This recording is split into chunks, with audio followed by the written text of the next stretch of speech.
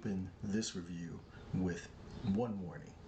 If you are saved, blessed, sanctified, anything like that, this video is not for you. Everything about the idol is pretty much everything that organized religion, or most organized religions, are against. So I'm going to let you know off top, go ahead and actually leave this review alone. It ain't for you. All right. Now let me get into the rest of the review here. Now, my personal opening thoughts on this series. This is a dive into celebrity, into fame, excess, sexuality, manipulation, mental wellness, grief, greed, just all the things that you can imagine that goes along with unbridled fame. This series seems to be ready to touch on. And if you aren't ready to deal with that, no matter the direction, then this series isn't for you.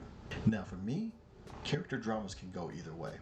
While I'm not a prude or even religious, I really don't like the unabashed hedonistic approach at fame and celebrity that this series takes.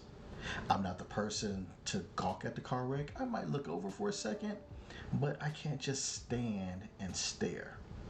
So this series has me firmly in the casual viewer perspective, but I've seen enough of these kinds of films and series to give some main target audience insight as well.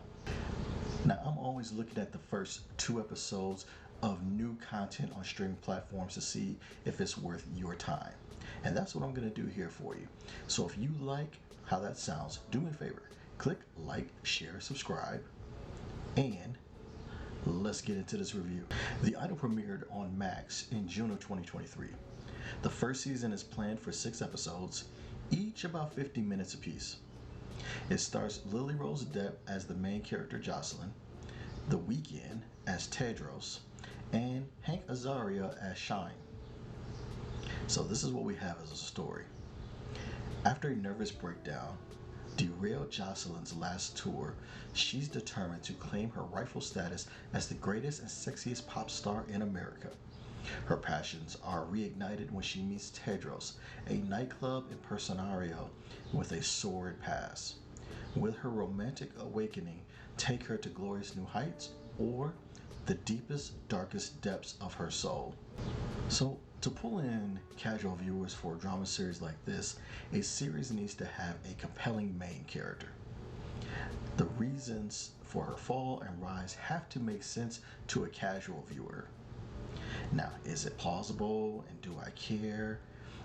And those are questions that you have to go and actually ask in order for a casual viewer to really buy into it. And depending on the viewer, nudity, sex, and materialism will also add to the allure.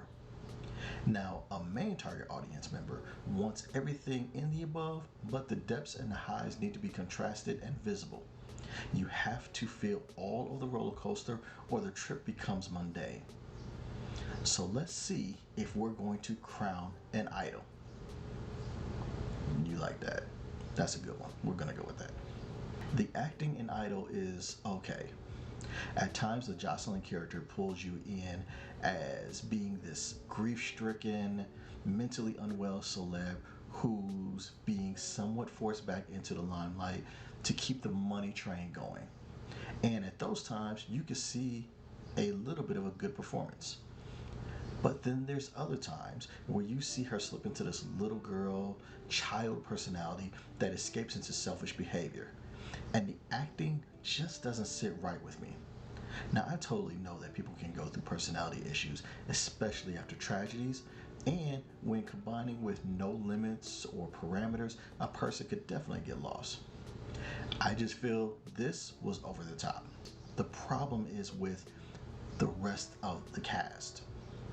There's this air of the over the top for everyone's characters.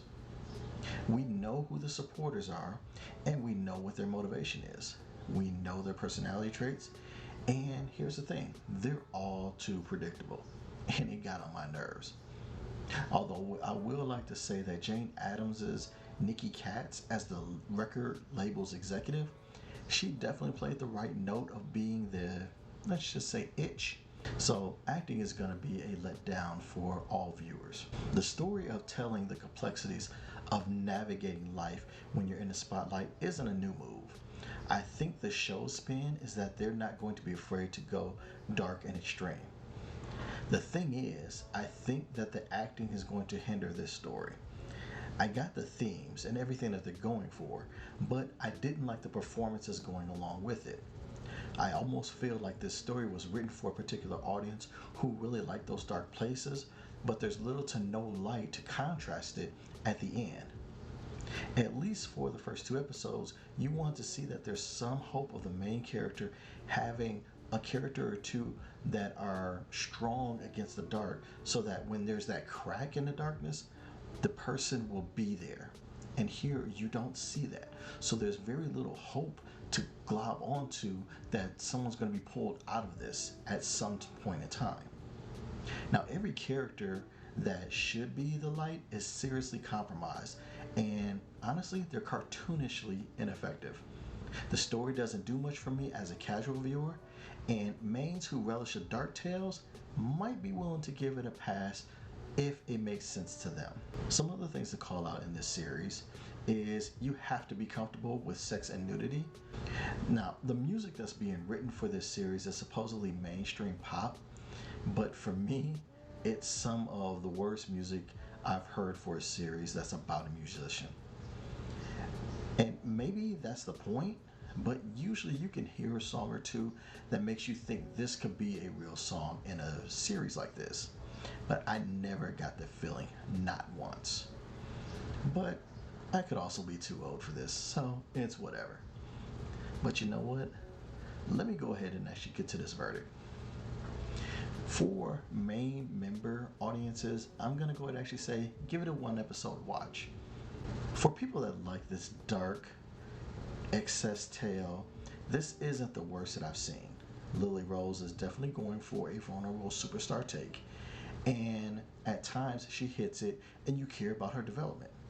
I think a main will need to evaluate if they like where their story is going and if the supporting actors are tolerable for them.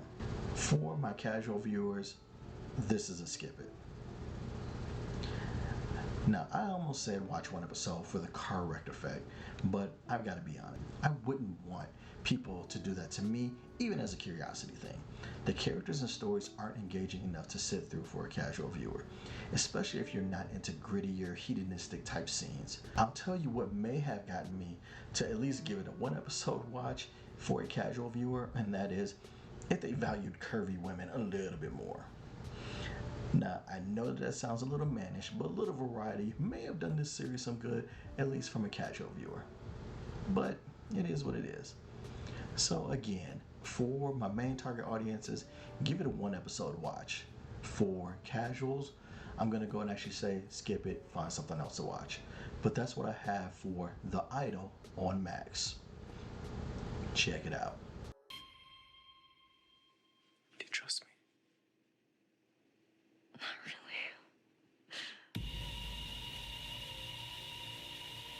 Thank you for staying for this entire review. I really appreciate you.